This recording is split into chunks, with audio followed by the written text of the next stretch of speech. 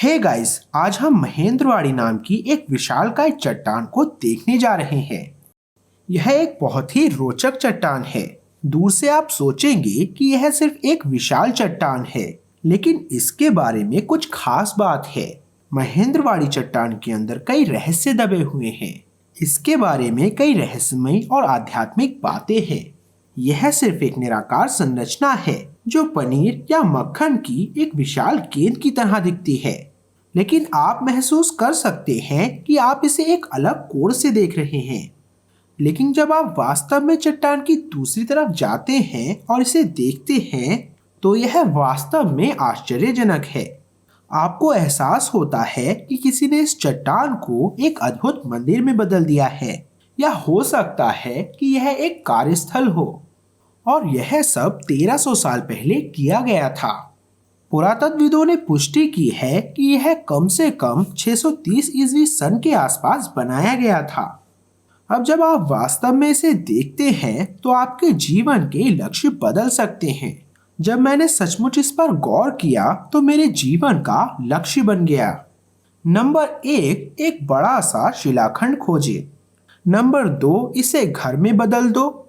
Number 3, post office जाओ और एक पता प्राप्त करो। आपको जानकर हैरानी होगी कि भारत के अलावा कहीं भी ऐसा कुछ देखने को नहीं मिलेगा। इसकी खूबी यह है कि यह सिर्फ एक चट्टान से बना है, इसमें कुछ भी जोड़ा नहीं गया है। हम जानते हैं कि कैलाशा मंदिर जैसे विशाल अखंड मंदिर हैं। मैंने आपको दक्षिण भारत में वैतुवन कोविल नामक एक और मंदिर दिखाया है, लेकिन यह एक स्वतंत्र चट्टान है। तो आप देख सकते हैं कि इस मंदिर के बारे में कुछ बहुत ही खास है। इसमें 3 प्रवेश द्वार हैं।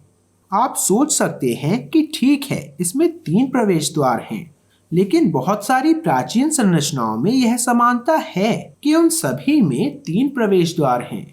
आप इसे मिस्र के पिरामिडों में देख सकते हैं। आप इसे माया पिरामिड में देख सकते हैं।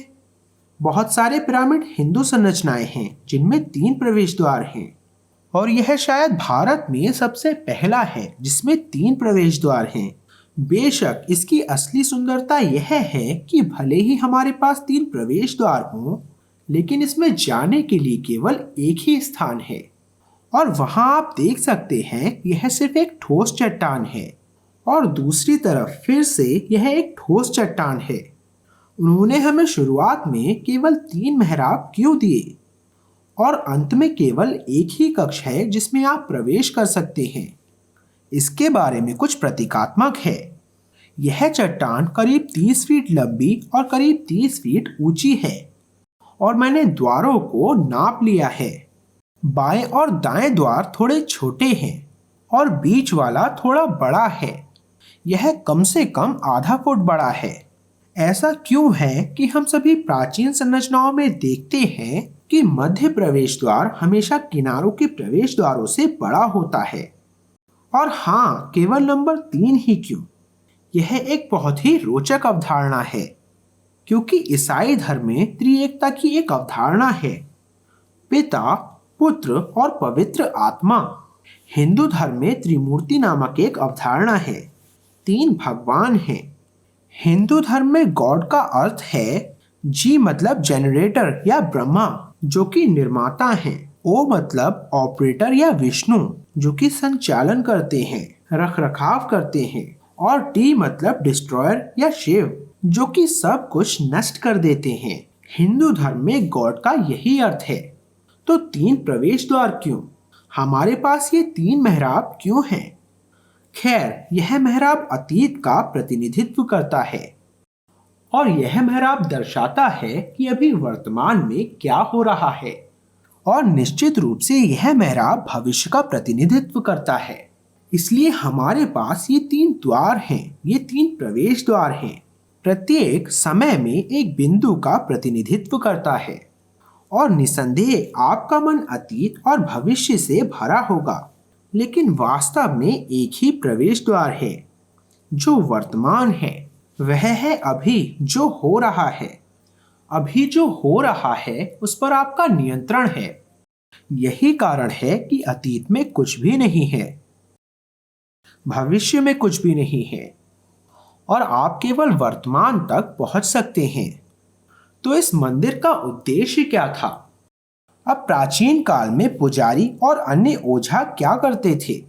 वे एक ऐसे व्यक्ति को लाएंगे जो दुख में है या अवसाद में है या एक बीमार व्यक्ति है। ओझा या पुजारी उन्हें कुछ नहीं बताते हैं, लेकिन वे केवल यह देखते हैं कि वे किस द्वार का उपयोग कर रहे हैं।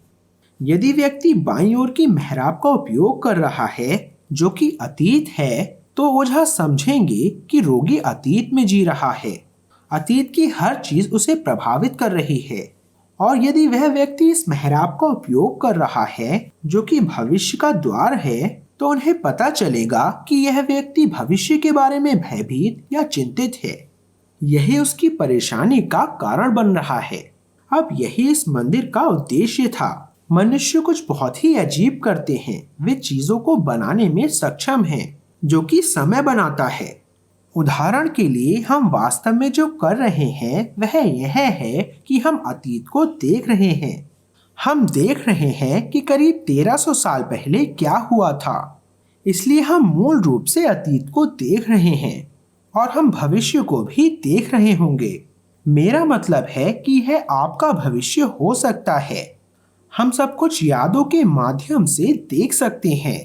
जानवर ऐसा नहीं करते हैं। जानवर कुछ नहीं बनाते हैं और वे कभी वापस नहीं जाते हैं यह देखने के लिए कि उन्होंने क्या बनाया है।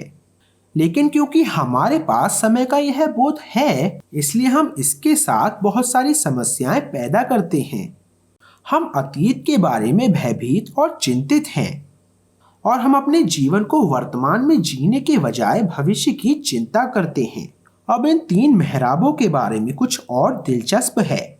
अगर हम लियोनार्डो दा विंची द्वारा की गई लास्ट सपर नामक पेंटिंग को देखें, तो मेरा मतलब है कि यह दुनिया में सबसे ज्यादा चर्चित पेंटिंग्स में से एक है।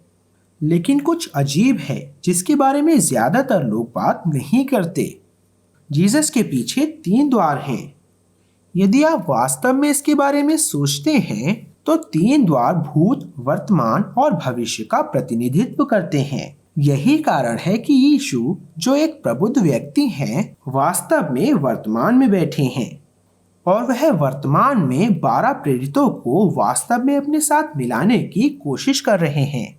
और आप देख सकते हैं 12 प्रेरितों के बीच एक अलग विभाजन है। आप देख सकते हैं कि कोई उसके करीब भी नहीं आ रहा है। 6 प्रेरित अतीत में रहते हैं और 6 प्रेरित भविष्य में रहते हैं। लेकिन यीशु ही एकमात्र प्रबुद्ध प्राणी हैं जो वर्तमान में जीते हैं। और फिर आप सोच सकते हैं कि 3 दरवाजे एक संयोग हैं। नहीं, ऐसा नहीं है। लियोनार्डो दा विंची पवित्र संख्याओं से बहुत अच्छी तरह वाकिफ थे। उन्होंने फिबोनाची श्रृंखला का उपयोग किया। वे अपने सभी चित्रों में संख्याओं की अवधारणा का उपयोग कर रहे थे। जीसस के पीछे न केवल 3 दरवाजे हैं, बल्कि उनकी बाईं ओर भी 3 दरवाजे हैं। उनकी दाईं ओर भी 3 दरवाजे हैं। और आप देख सकते हैं कि उन्होंने शीर्ष पर 3 के गुणांकों का भी उपयोग किया। आप एक पैनल देख सकते हैं जिसमें 6 पंक्तियां और 6 स्तंभ हैं। तो लियोनार्डो दा विंची मूल रूप से हमें कुछ बताने की कोशिश कर रहे थे। क्या यह समय की अवधारणा थी जो वह हमें बताने की कोशिश कर रहे थे? और आप देख सकते हैं कि इस मूर्ति के बारे में कुछ अजीब है। मूर्ति लगभग बिल्कुल नई दिखती है।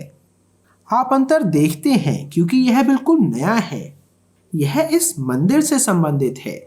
स्थानीय ग्रामीणों ने इसे इसलिए लगाया है क्योंकि यह खाली हो गया था। और यही कारण है कि कुछ विशेषज्ञ सवाल कर रहे हैं, उन्होंने ऐसी असाधारण संरचना का निर्माण क्यों किया और मुख्य कक्ष को खाली छोड़ दिया? खैर, उन्होंने इसे खाली छोड़ दिया था क्योंकि वर्तमान में हमारे पास यही है। वर्तमान में यदि आप वास्तव में इसके बारे में सोचते हैं, तो अभी जो है वह पूर्ण खालीपन है। वास्तव में जाने के लिए कुछ भी नहीं है या सोचने के लिए कुछ भी नहीं है। और यही कारण है कि वर्तमान, जो कि एक मात्र कक्ष है जिस तक आपकी पूरी पहुंच है, प्राचीन काल में उसे खाली छोड़ दिया गया था। मैं प्रवीण मोहन। वीडियो देखने के लिए बहुत बहुत धन्यवाद। सब्सक्राइब करना ना भूलें और सभी अपडेट्स पाने के लिए घंटे के बटन को भी क्लिक करें। कृपया इस वीडियो को लाइक करें और मैं आपसे जल्द ही बात करूंगा। बाय।